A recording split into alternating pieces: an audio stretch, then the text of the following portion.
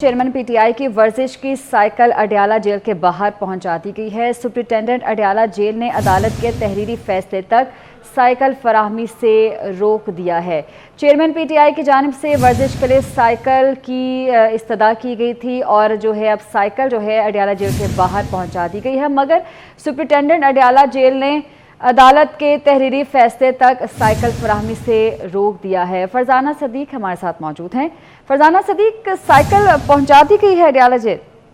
जी बिल्कुल, बिलाखिर chairman PTI वर्जिश की साइकिल अडयाला जेल के बाहर पहुंचा दी गई है, लेकिन सुप्रीडेंट अडयाला जेल ने अदालत के तहरीरी फैसले तक चेयरमैन पीटीआई को साइकिल फराहमी तक रोक दिया है। दूसरी जानिब चेयरमैन पीटीआई के जो वकील हैं शराज अहमद रांझा, उनकी जानिब से चेयरमैन पीटीआई को साइकिल मुहैया करने की दरख्वास्त भी खसूसी अदालत में दायर कर दी गई है, जिसमें लिखा गया है कि चेयरमैन पीटीआई को अडयाला जेल में वर्जिश के लिए साइकिल दरकार है। चेयरमैन पीटीआई जेल SOPs के तहत साइकिल के हकदार हैं और इनको अडयाला जेल में साइकिल मुहैया की जाए। तहम अदालत ने चेयरमैन पीटीआई को साइकिल मुहैया करने की दरखास्त पर नोटिस जारी कर दिए और जज अबुल हसनाज रुकनैन ने साइकिल से मुतल्लिक दरखास्त पर समाअत 23 अक्टूबर को करेंगे, लेकिन दूसरी जानिब उनके वकला की जानिब से चेयरमैन पीटीआई को ये जो साइकिल है वो अडयाला जेल के बाहर पहुंचा दी गई है, लेकिन सुप्रीडेंट अडयाला जेल रावलपिंडी ने अदालत के तहरीरी फैसले तक चेयरमैन पीटीआई को साइकिल फराहमी से रोक दिया है। जी ठीक है फरजाना, बहुत शुक्रिया। साबिक वज़ीर-ए-आज़म मियां नवाज शरीफ को इस्लामाबाद हाई कोर्ट और एहतसाब अदालत से बड़ा रिलीफ मिला है। इस्लामाबाद हाई कोर्ट ने अल अजीजिया और एवनफील्ड रेफरेंस केस और एहतसाब अदालत ने तोशाखाना केस में मियां नवाज शरीफ की हिफाजती जमानतें मंजूर कर ली हैं। इस्लामाबाद हाई कोर्ट में समाअत का अहवाल भी आपको बताएंगे। अभी आपको अपडेट कर रहे हैं बड़े रिलीफ के हवाले से जो कि मियां नवाज शरीफ को दिया गया है इस्लामाबाद हाई कोर्ट और एहतसाब अदालत की जानिब से। एहतसाब अदालत में उन्हें तोशाखाना केस में हिफाजती जमानत मिली है, जबकि इस्लामाबाद हाई कोर्ट से उन्हें अल अजीजिया और एवनफील्ड रेफरेंस केस में हिफाजती जमानत मिली है। फरजाना सदीक एहतसाब अदालत के फैसले से मुतल्लिक हमें तफसीलात से आगाह करेंगी। फरजाना, आगाह कीजिएगा, समाअत का अहवाल क्या रिमार्क्स दिए गए हैं जज की जानिब से?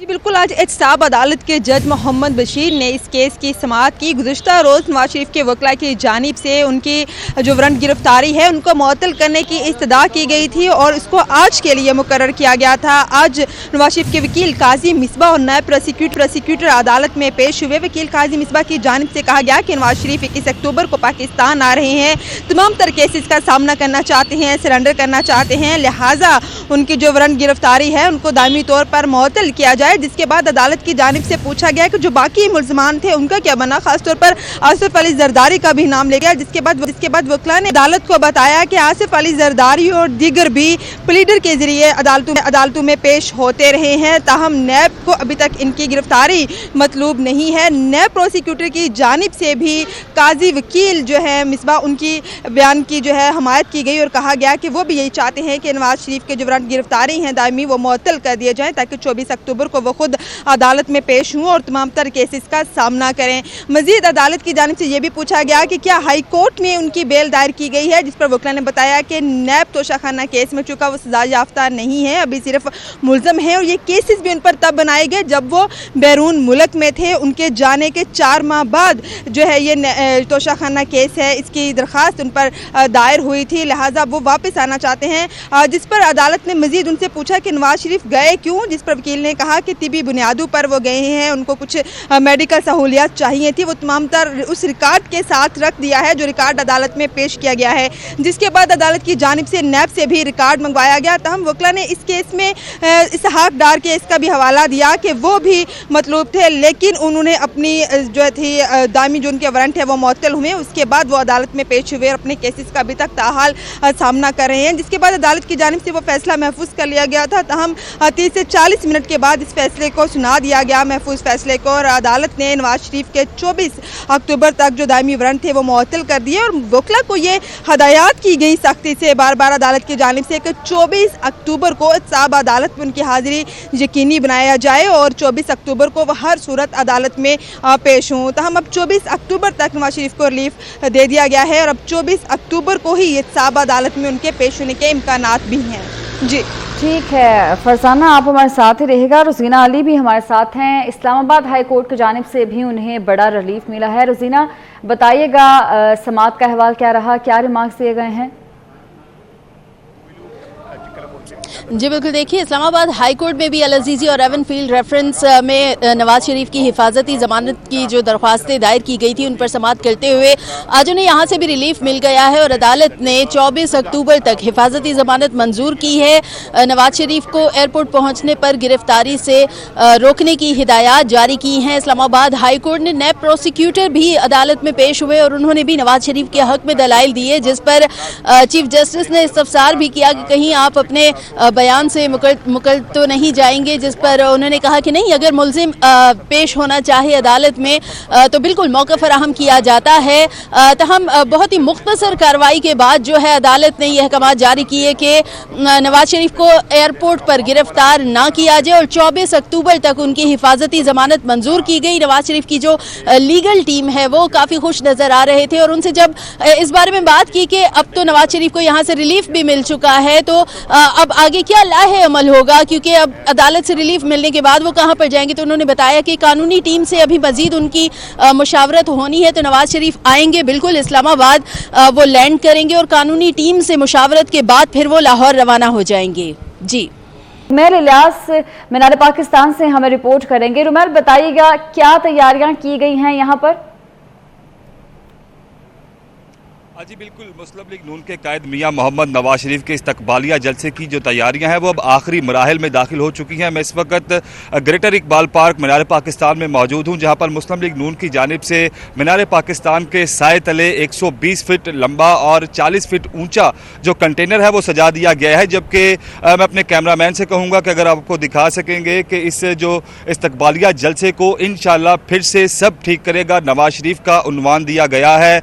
बड़ा स्टेज लगाया गया है और इस इस्तकबालिया जलसे को कामयाब बनाने के लिए जहां जो लीगी है वो मुतहरिक दिखाई दे रहे हैं, वहीं लीगी रहनुमाओं का कहना है कि ये जो जलसा 21 अक्टूबर को मीनार पाकिस्तान में होने जा रहा है, ये मुल्क की जो सियासी तारीख के जलसे हैं उन सब में से बड़ा जलसा होगा। एक तारीख रकम की जाएगी और साथ ही साथ मैं आपको बताऊं कि मुस्लिम लीग के जो रहनुमा है उनकी जानिब से ये भी कहा जा रहा है कि ये जो 21 अक्टूबर को इस्तकबालिया जलसा है मियां मोहम्मद नवाज शरीफ का, ये एक ट्रेंड चेंजर जो जलसा है वो बनेगा।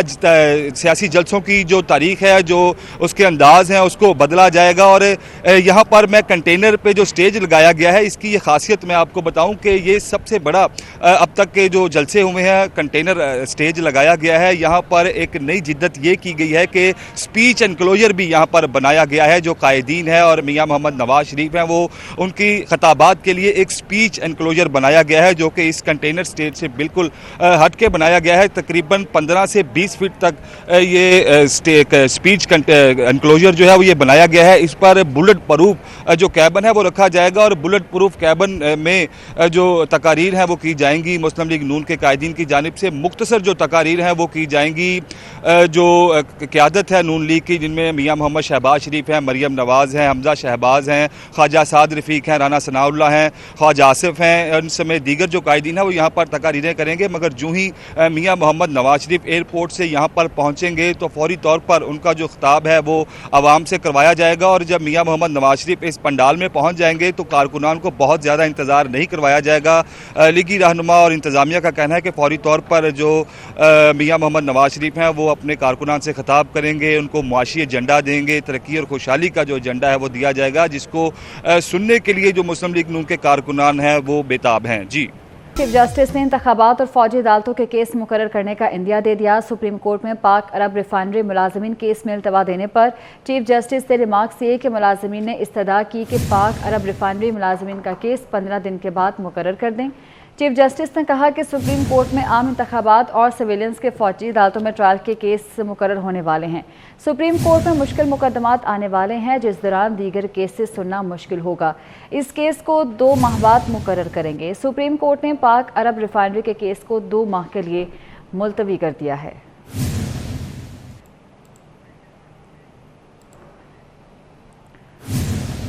इस्लामाबाद हाईकोर्ट ने साइफर केस की समाअत का जेल ट्रायल करने के खिलाफ चेयरमैन पीटीआई की दरख्वास्त पर तहरीरी फैसला जारी कर दिया। Chief justice Islamabad high court Aamir Farooq ने जेल ट्रायल के खिलाफ दरख्वास्त पर तहरीरी फैसला जारी किया। फैसले में कहा गया है कि चेयरमैन पीटीआई की जेल ट्रायल के खिलाफ दरख्वास्त मैरिट न होने की बुनियाद पर निपटाई जाती है। इस्लामाबाद हाईकोर्ट ने साइफर केस की समाअत का जेल ट्रायल करने के खिलाफ चेयरमैन पीटीआई की दरख्वास्त पर तहरीरी फैसला जारी किया है। हुकूमती इक़दामात पर रुपए के कदर में फिर इजाफा हो गया। तलब पर गुज़श्ता रोज़ डॉलर की खरीदारी पर डॉलर महंगा हुआ था। इंटरबैंक में डॉलर ₹2.29 सस्ता हो गया। इंटरबैंक में डॉलर ₹280.29 से कम होकर ₹278 का हो गया है।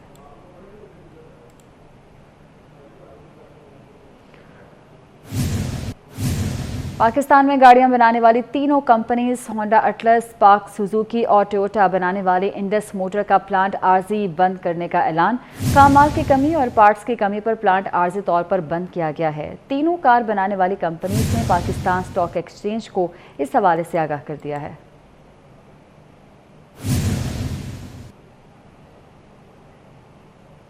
न्यूज़ स्टूडियो से फिलहाल इतना ही।